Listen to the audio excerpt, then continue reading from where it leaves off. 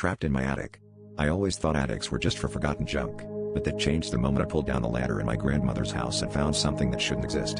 The air was thick with dust and a strange, electric chill. Among faded photo albums and boxes of moth-eaten clothes, I discovered a battered cassette player with a tape already inside.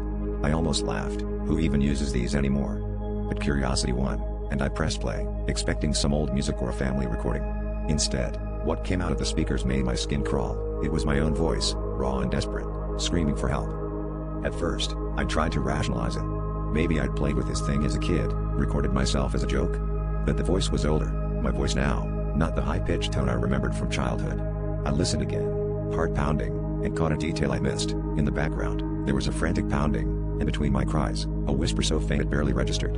"Don't let him out," it said. The attic felt smaller suddenly, as if the shadows themselves were drawing closer. I tore the tape out, hands shaking, but the cassette player whirred back to life on its own, the wheels spinning rapidly. My voice on the tape began to change, the pleas for help twisting into guttural shrieks. I realized, with mounting dread, that the words I was hearing weren't just a recording, they were happening now, echoing in real time. I clamped a hand over my mouth, stifling a scream, as something heavy shifted behind the stacks of boxes. The whisper grew louder, chanting, "Don't let him out. Don't let him out." Suddenly, the tape snapped, and the attic door slammed shut behind me. I lunged for it, but it wouldn't budge.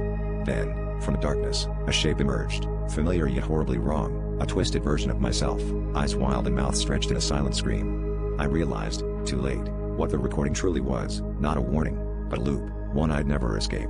And as the cassette player clicked back to the beginning, I understood why no one ever goes into the attic alone.